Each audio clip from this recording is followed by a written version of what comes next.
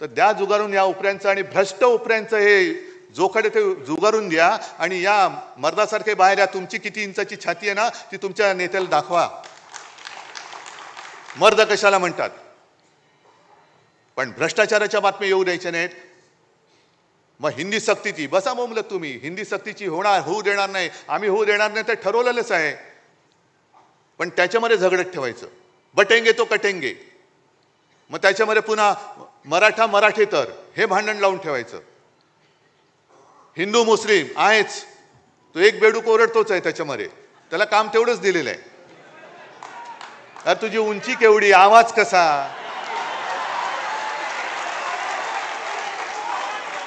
म्हणजे उंची पेंग्विनची, चाल बदकाची, आवाज कोंबडीचा.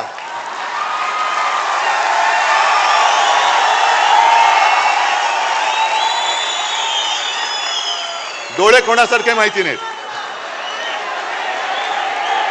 तो जीव काय, बोलतोस काय, पार्श्वभूमी काय तुझी, वडिलांची पार्श्वभूमी काय, आणि आमच्यावरती बोलतोस.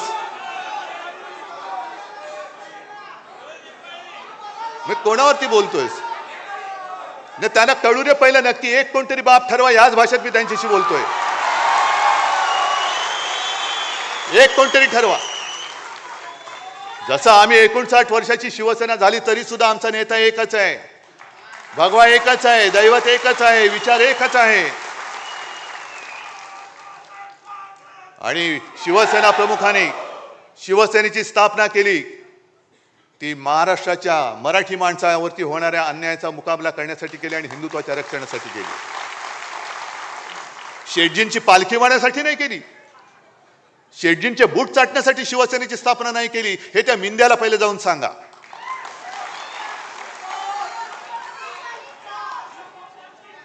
मग हे एवढे गद्दारीने फसफसून टाकलेले आहे. मला आता ही चिंता वाटायला लागली. आम्ही बोलतोय, मी बोलतोय, अरे पण काय तुम्ही फरक बदल घडवणार आहात की नाही?